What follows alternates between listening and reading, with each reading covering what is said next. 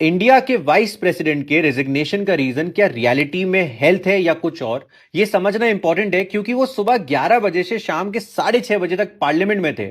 और उसके बाद ऐसा क्या हुआ कि वो सीधा वहां से राष्ट्रपति भवन गए और अपना रेजिग्नेशन दे दिया। देखिए, समझने के लिए पूरा पार्लियामेंट का कल का दिन देखना पड़ेगा। सुबह 11 बजे से 1 बजे तक पार्लियामेंट नॉर्मल थी, कोई प्रॉब्लम नहीं थी।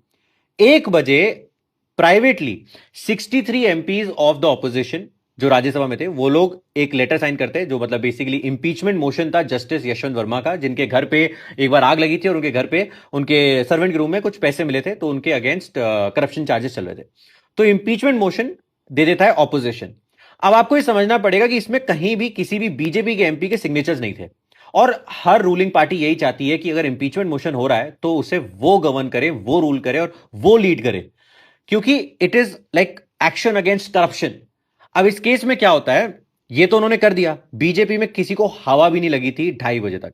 2:30 बजे जब जाके प्राइम मिनिस्टर मोदी ने, जेपी नड्डा जी ने, सबने मीटिंग करी, तो वहां एक हाई लेवल मीटिंग होती है और वहां पे समझ में आता है कि ये बॉल तो हाथ से निकल गई है और यहां पे इशू आ चुका है। अब इसके बाद 6:53 पर वाइस प्रेसिडेंट के सेक्रेटेरिएट से एक इशू आता है, प्रेस रिलीज आता है कि वाइस प्रेसिडेंट को जयपुर जाना है 23 जुलाई को।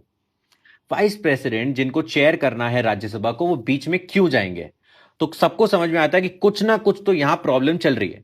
अब इसके बाद एक स्टेप आगे चलते हैं। 4 बज के 5 मिनट से 4 बज के 15 मिनट तक वाइस प्रेसिडेंट राज्यसभा में इस मोशन को एक्सेप्ट कर लेते हैं, इंपीचमेंट मोशन को। और इस केस में क्या होता है कि बीजेपी के हाथ से बिल्कुल निकल गया और उन्होंने वो चीज एक्सेप्ट कर ली ऑपोजिशन की, तो मतलब बीजेपी के हाथ से निकल गई थी वो कहानी। इसके बाद 5 बजे बिजनेस एडवाइजरी मीटिंग होती है, कमेटी की मीटिंग होती है, जिसमें जो बीजेपी के मेन लीडर्स थे, जेपी नड्डा जी हो गए, किरण जी हो गए, उन्होंने किसी ने वो मीटिंग अटेंड नहीं करी। इससे क्लियरली दिखा कि कुछ अंदर टेंशन चल रही है और वो टेंशन सबके सामने क्लियर हो जाती है जब 6:30 बजे धनखड़ जी, वाइस प्रेसिडेंट ऑफ इंडिया, निकलते हैं पार्लियामेंट से, वो सीधा जाते हैं राष्ट्रपति भवन और अपना रेजिग्नेशन दे देते हैं और वो एक्सेप्ट हो जाता है।